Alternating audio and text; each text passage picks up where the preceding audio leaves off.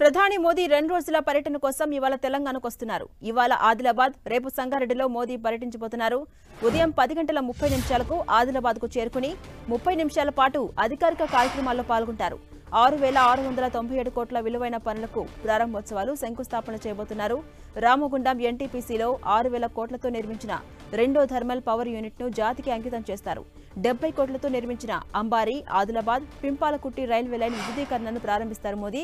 వీటితో పాటు 491 కోట్లతో ఆదిలాబాద్ బేలా మధ్య NH353B పై చేపట్టబోతున్న 2 లైన్స్ నేషనల్ హైవే విస్తరణకు శంకుస్థాపన చేస్తారు. అదేవిధంగా 136 కోట్లతో చేపట్టబోతున్న NH163 పై హైదరాబాద్ భూపాలపట్నం రోడ్డుకు భూమి పూజ చేయబోతున్నారు. ఇక ఉదయం 11 గంటల నుంచి మధ్యాహ్నం 12 గంటల వరకు పార్టీ పరంగా ఏర్పాటు చేసిన బహిరంగ సభలో ప్రధాని మోదీ పాల్గొనబోతున్నారు. ఆదిలాబాద్ టూర్ తర్వాత తమిళనాడుకు వెళ్లబోతున్నారు మోదీ. చెన్నైలో ఏర్పాటు చేసిన ఓ కార్యక్రమంలో పాల్గొని రాత్రి 7:45 ప్రత్యేక విమానంలో హైదరాబాద్ చేరుకుని రాజ్భవన్లో బస చేస్తారు. రేపు సంగారెడ్డిలో పర్యటించబోతున్న ప్రధాని 9,000 కోట్ల అభివృద్ధి ప్రాజెక్టులను ప్రారంభించబోతున్నారు.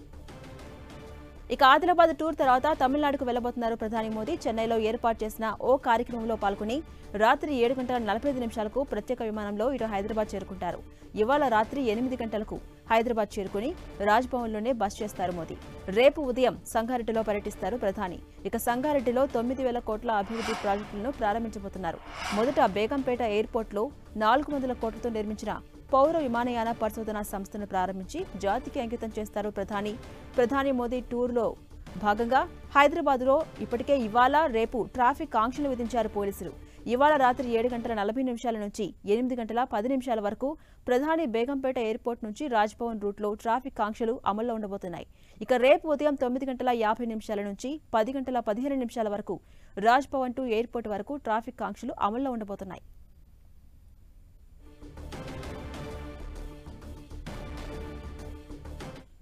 పార్లమెంటు ఎన్నికల ప్రచారానికి శ్రీకారం చుడుతోంది బీజేపీ అగ్రనాయకత్వం. నేడు తెలంగాణకు ప్రధాని మోదీ రాబోతున్నారు. ఆదిలాబాద్ లో పర్యటించబోతున్న మోదీ అధికారిక కార్యక్రమాలతో పాటు పార్టీ కార్యక్రమాలు, సభల్లో కూడా పాల్గొనబోతున్నారు. అయితే అసెంబ్లీ ఎన్నికల తర్వాత మొదటిసారి తెలంగాణకు వస్తున్న ప్రధాని ఏం మాట్లాడతారు? తెలంగాణలో ప్రధాని టార్గెట్ కాంగ్రెసా, బీఆర్ఎస్ఆ? ఇదే ఇప్పుడు తెలంగాణ రాజకీయ వర్గాల్లో ఆసక్తికర చర్చ జరుగుతోంది. ఇక ఇదే అంశంపై మరింత సమాచారం మా ప్రతినిధి అజయ్ అందిస్తారు. అజయ్, తెలంగాణలో ప్రధానమంత్రి నేటి నుండి 2 రోజుల పాటు పర్యటించున్నారు. ఈరోజు రేపు ఆయన తెలంగాణలో పర్యటిస్తున్నారు. ఇందులో అధికారిక కార్యక్రమాలు, పార్టీ కార్యక్రమాలు 2 కూడా ఉంటాయి. అయితే పార్టీ పరంగా ఏర్పాటు చేసినటువంటి కార్యక్రమాల వేదికగా ఆయన పార్లమెంట్ ఎన్నికల ప్రచారానికి శ్రీకారం చుట్టబోతున్నారు. ఇప్పటికే 35% ఓట్లు, 10 సీట్లకు పైగా లక్ష్యంగా పెట్టుకుని బీజేపీ కార్యాచరణ రూపొందించుకున్నటువంటి పరిస్థితి మనం చూసుకోవచ్చు. అందులో భాగంగానే శరవేగంగా తెలంగాణకు సంబంధించినటువంటి అభివృద్ధి కార్యక్రమాలు పూర్తయిన వాటిని ఇనాగ్రేట్ చేయడం, అదేవిధంగా కొత్త ప్రాజెక్టులకు శంకుస్థాపనలు చేసే కార్యక్రమాలను కేంద్ర ప్రభుత్వం పరంగా బీజేపీ ముందుకు తీసుకొచ్చినటువంటి పరిస్థితి మనకు కనబడుతుంది.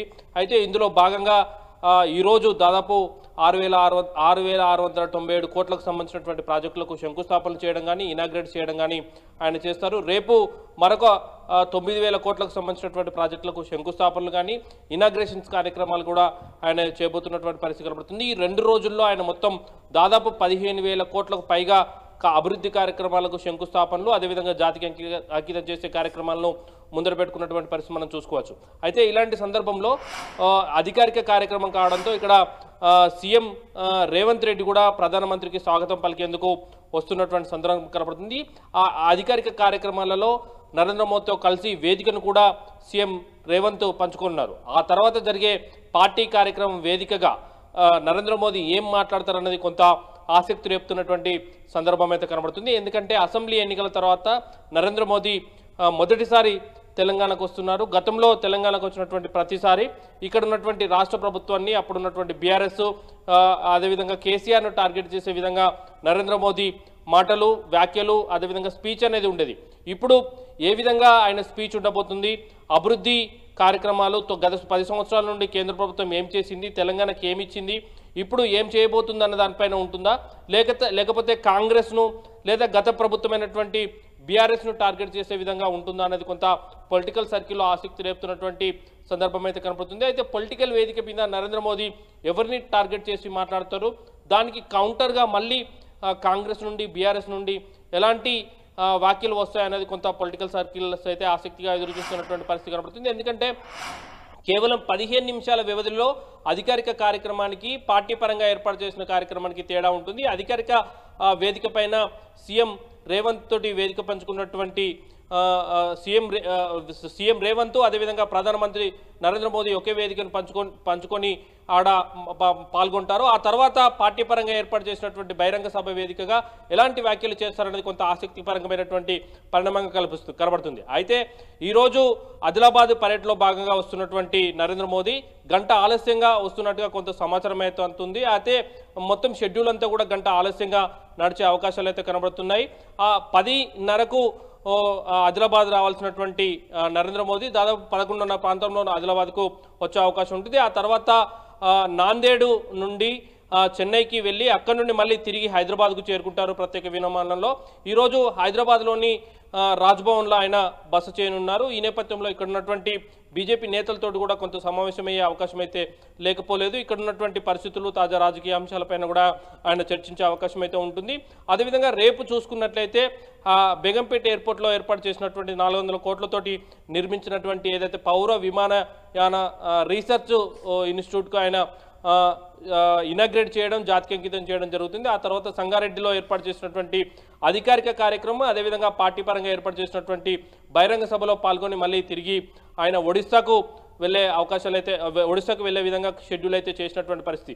అయితే నరేంద్ర మోదీ ఈ 2 రోజుల పర్యటనలో ఎలాంటి వ్యాఖ్యలు చేస్తాడు, తెలంగాణకు ఏం చేశారు అనే దానిపైన ప్రస్తావిస్తూ చెప్తాడా, లేకపోతే ఇక్కడ ఉన్నటువంటి ప్రభుత్వాలను విమర్శించేందుకు పరిమితమవుతాడా అనేది వేచి చూడాల్సిన అవసరం అయితే ఉంది. గతంలో వచ్చినటువంటి సందర్భంలో మాత్రం ఇటు కాంగ్రెస్ను బీఆర్ఎస్ను తూర్పారబట్టినటువంటి పరిస్థితి. ముఖ్యంగా అసెంబ్లీ ఎన్నికల సందర్భంగా బీఆర్ఎస్ కేసీఆర్ టార్గెట్గా ఆయన మాట్లాడినటువంటి సందర్భం కనబడుతుంది. ముఖ్యంగా నిజామాబాద్ సభలో అయితే కేసీఆర్ తోటి నరేంద్ర మోదీ అంతర్గతంగా చర్చించిన అంశాలను కూడా ఆయన డిస్కస్ చేసినటువంటి సందర్భం కనబడుతుంది. అయితే ఇలాంటి సందర్భంలో మనం గతంలో ఎక్స్పెక్ట్ చేసినటువంటి స్పీచే మరొకసారి ఉంటుందా, లేకపోతే ఇంకా మరింత కొత్తగా ఉంటుందా? ఇప్పటివరకైతే దేశవ్యాప్తంగా కూడా బీజేపీ ఒక అభివృద్ధి మంత్రతోటి వెళ్తున్నటువంటి సందర్భం కనబడుతుంది. వికసిత్ భారత్ లక్ష్యంగా 2047 లక్ష్యంగా పెట్టుకొని ప్రచార కార్యక్రమాలను, అదేవిధంగా బీజేపీకి సంబంధించినటువంటి కార్యాచరణను ప్రజల్లోకి తీసుకెళ్తున్నటువంటి పరిస్థితి మనం చూసుకోవచ్చు. Jhansi. Right, thank you Ajay.